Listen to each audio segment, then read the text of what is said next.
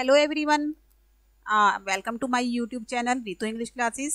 और आज हम पढ़ने वाले हैं इडियम्स की क्लास 2। अभी हमने एक क्लास पहले हमने इडियम्स किए थे, जिसमें हमने 5 इडियम किए थे। और इडियम का तो सबको आपको पता ही है, इडियम बहुत इंपॉर्टेंट होते हैं किसी भी कॉम्पिटिटिव एग्जाम के लिए। अभी बीच में कुछ हेल्थ इशू आ गए थे, जिसकी वजह से हम कोई भी इडियम की क्लास नहीं कर पाए थे, सिर्फ एक ही क्लास हमने की है। बट अभी क्या होगा कि ये हम मतलब कोशिश करेंगे कि पूरी कंटिन्यूटी बनी रहे, जितनी भी हमारी क्लासेस हैं वो लगातार आपको देखने को मिले। ठीक है, तो आइए चलते हैं। अब हम अपने नेक्स्ट आज के 5 इडियम्स करते हैं। तो पहला इडियम है, ये मीनिंग ऑफ इडियम्स तो मैं ऑलरेडी आपको समझा चुकी हूँ। तो फर्स्ट इडियम देख लेते हैं आज का हमारा। आज का फर्स्ट इडियम, ठीक है, तो देख लेते हैं हमारा अ man of letters. A man of letters, तो यहाँ पे लेटर्स जो ये आपको इडियम्स देखने के लिए मिल रहा है, तो यहाँ पे अगर हम इसको अपने आप से मीनिंग निकालें, तो जैसे हमने कभी पढ़ा नहीं है इसके बारे में, तो हम क्या लिखेंगे, लेटर्स का आदमी, यानी कि अ मैन ऑफ लेटर्स। बट इसका मीनिंग क्या होता है, इंग्लिश में इसका मीनिंग होता है अ फेमस राइटर। ठीक है, तो इसका मीनिंग होता है अ फेमस राइटर, यानी कि प्रख्यात। अगर हम हिंदी में देखें तो इसका मीनिंग है प्रख्यात लेखक, यानी कि फेमस राइटर। ठीक है, तो अ मैन ऑफ लेटर्स, लेटर्स मतलब होते हैं पत्र, तो पत्र का आदमी तो हम इसको नहीं बोलेंगे, इसको बोलेंगे अ मैन ऑफ लेटर्स को अ फेमस राइटर। तो इसका एक सेंटेंस बना लेते हैं हम।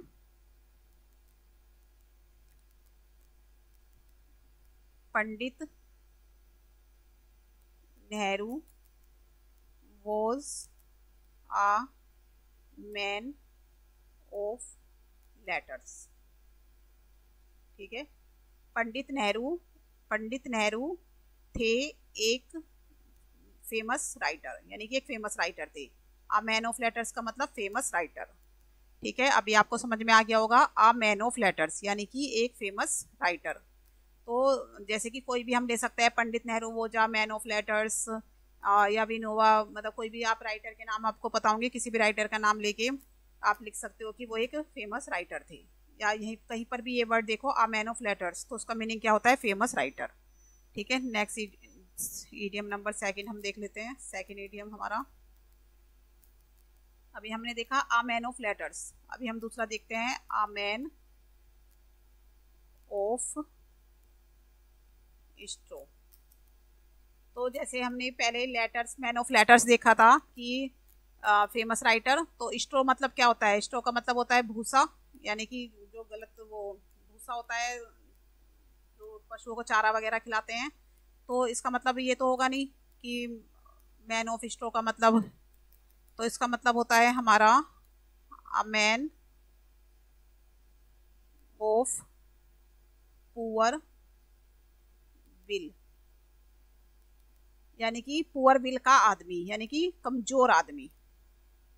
ठीक है, पुअर विल मतलब कि कमजोर शक्ति का आदमी, कम विल मतलब पावर होती है, कमजोर पावर का आदमी, गरीब, तो इसको हम लिख देंगे कमजोर आदमी।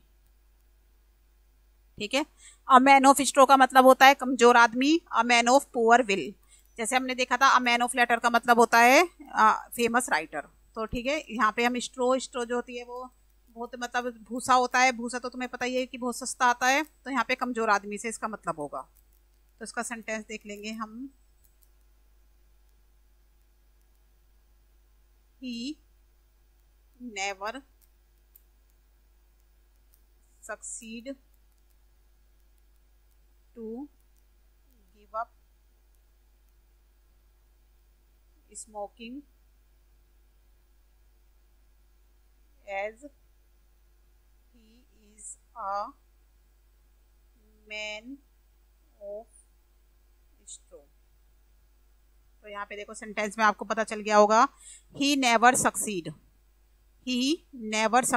to give up smoking, कि वो कभी भी स्मोकिंग छोड़ने में सफल नहीं हो सका।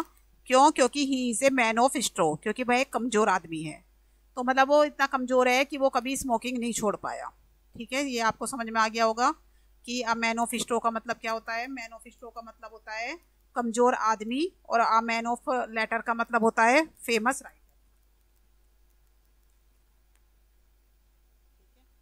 नेक्स्ट देख लेते हैं हम ईडियम 3। हमारा आज का ईडियम नंबर 3 है। ईडियम नंबर 3 है हमारा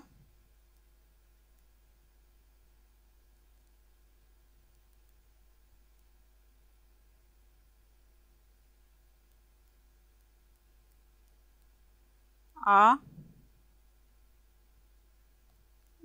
नैरो एस्केप। आ नैरो एस्केप, तो इसका इंग्लिश में मीनिंग होता है नैरो एस्केप का a sorry a barely successful.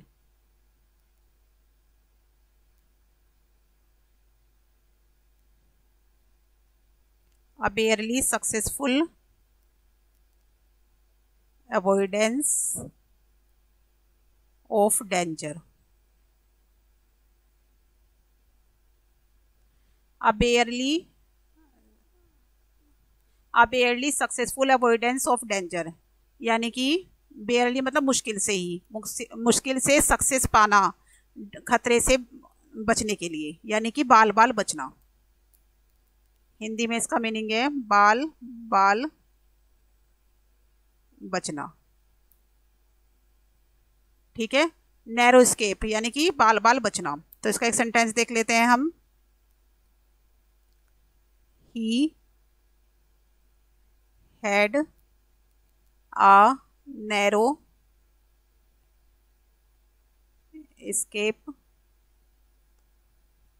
from death। He had a narrow escape from death since he met a road accident।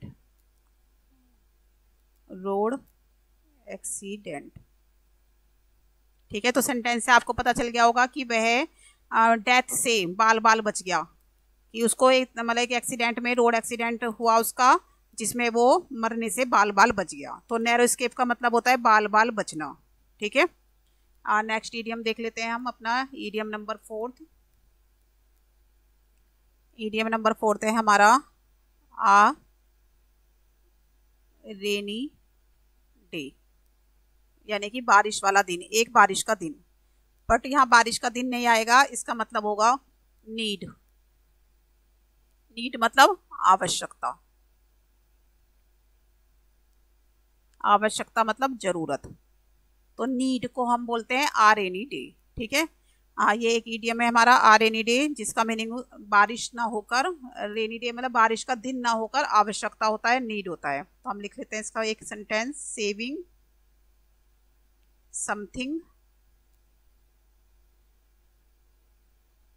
Saving something for a rainy day, for a rainy day is very